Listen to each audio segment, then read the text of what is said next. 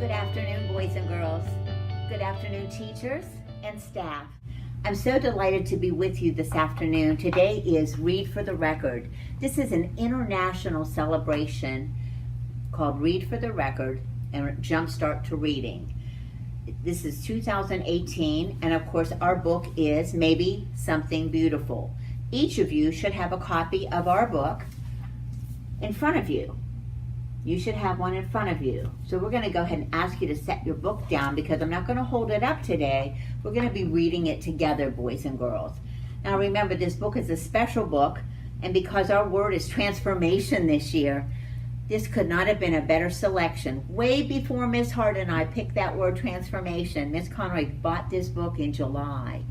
And I wanted this book because I said, oh my goodness, this is so beautiful. And we've done this every year since I've been at Mary Ford. You've received the book that is the book for Jumpstart for Reading, Read for the Record. So this is your third book. So maybe something beautiful, how art transformed, there's that base word of transformation, a neighborhood. So boys and girls, let's begin today by reading our book together. Now, boys and girls, we know transformation means change because during the act, when Houdini was here, that's what his whole act was about, transformation, which is what we do at Mary Ford every day in our school. Today, we're going to see what a good splash of color in the community can do and how those changes. We have two important things coming up, so I want to make that connection. The important things we have coming up as we leave October and move to November that goes right with the title of our story is we have Day of Caring on November 16th. That's when we do work on the murals, and we're going to finish some of those murals as well as add new ones and make other areas of our school beautiful. So we're transforming our physical environment in our school and our area that we go outside in. Remember, we have the rock project we'll be working on, and we're doing some reading benches we want to make with all of your thumbprints on it so we can have a butterfly and a bug bench. So we're so excited about those things that you're going to be a part of with us. And then the other piece that we also know, we're going to have a color run. We have a color run scheduled, boys and girls, before we get out for Thanksgiving break. So again, we're so excited. So listen carefully and see if you can hear some of the same things that we do at our school community in this book. Remember, you want to turn your pages always at the top corner, boys and girls. And you don't want to bend it. You just want to pick it up. You have your little pointing finger and you get that page ready. You're not pushing it like this. You want to turn it carefully. Maybe something beautiful, how art transformed a neighborhood. In the heart of a gray city, there lived a girl who loved to doodle, draw, color, and paint. Every time she saw a blank piece of paper, she thought to herself, maybe. And because of this, her room was filled with color and her heart was filled with joy. Two words we hear, heart and joy. And you have our heart in the main front lobby. On her way to school one day, this young lady or student at Mary Ford gave a round apple to Mr. Henry, the owner of a shop along the street. She gave a flower to Miss Lopez, a lady with sparkling eyes. So this little girl loves art, and she takes squares of paper and puts designs on them, and she passes them out as she goes.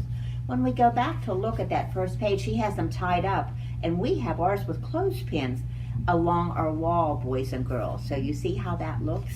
It's such a lovely way to decorate work that you do for us.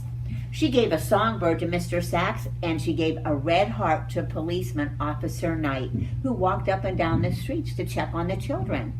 On her way home, the little girl taped a glowing sun onto the wall, hiding in the shadows. Her city was less gray, but not much. And sometimes neighborhoods can be gray like that just because we don't take care of them or landlords don't invest in their neighborhoods. And Miss Conroy believes in investing in our school because it's the mansion in the North Charleston neighborhood that we live in. When you turn the page, boys and girls, you're going to see a new person with a man with a pocket full of paintbrushes. The next day, the little girl saw a man with a pocket full of paintbrushes. He gazed at the wall. He looked at her son. He held his fingers up to make a perfect square and peered through them. He thought thoughtfully. What do you see? He asked her. Maybe something beautiful, the man replied. And I love how the page now changes, boys and girls, to a vertical version of the book. So you're going to want to turn your book up quietly and carefully. Then, just like that, he dipped a brush in the paint. Bam! Pow! The shadows scurried away. There were no more gray. Sky blue, like we have on our walls at Mary Ford, through the gloom. And the man's laughter was like a rainbow, spreading across the sky. And as we turn our page, boys and girls, you're going to lift up at the bottom. You're going to turn your book back. Who are you? Who are you? The little girl asked. I'm an artist.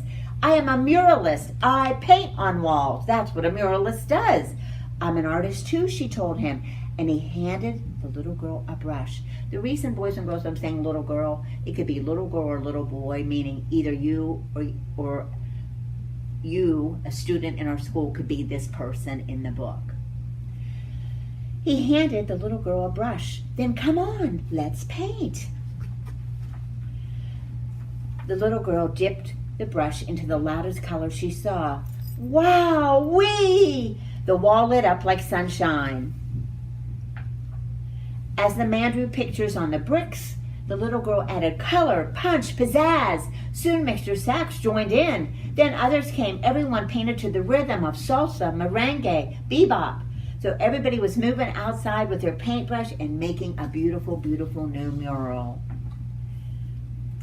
Even the little girl's mama painted and danced the cha-cha-cha. The whole neighborhood became a giant block party until Officer Knight walked up. He bent down close, rubbed his chin and thought. Excuse me, he said. The music stopped. The little girl put her brush down on the sidewalk. They were surely in trouble, she thought. The officer cleared his throat and paused. And he asked, may I paint with you? Officer Knight asked, and said the little girl handed him a paintbrush, and the music started again. And a secret, boys and girls, Officer Knight is an artist. He is an artist and a painter. He went to School of the Arts as a young boy in 6th grade and went there all the way through high school. So we're hoping to be able to take students to see that school where Officer Knight went. So you can be a police officer and still be an artist. So I wanted you to know that about him, and I asked Officer Knight if I could put his name in our book. I love this picture too, boys and girls, because everyone is taking care of their community.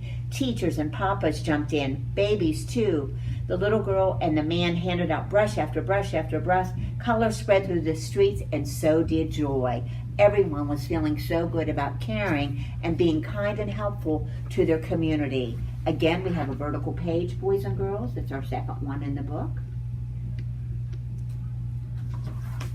Wherever the little girl and the man went, art followed like a string of a kite. It's like a thread in a beautiful tapestry or quilt or blanket.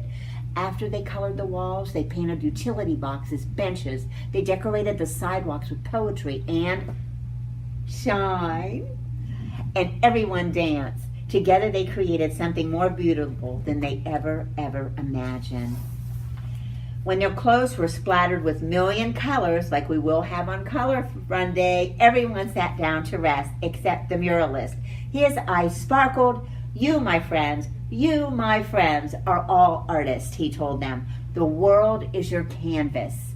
You make the canvas the picture you want it to be.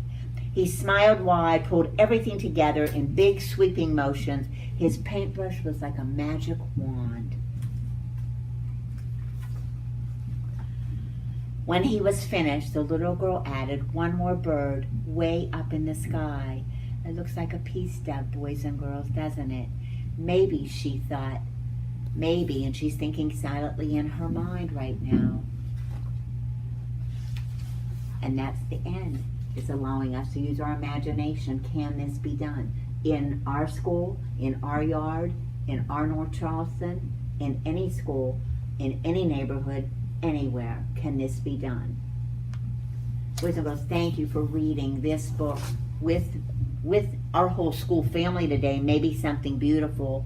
Again, teachers, I've asked that you put the date in the front of it, and also Mary Ford Elementary, so they know it was here at school this year, 1819, so they're aware of this book, and it will have this memory tucked away.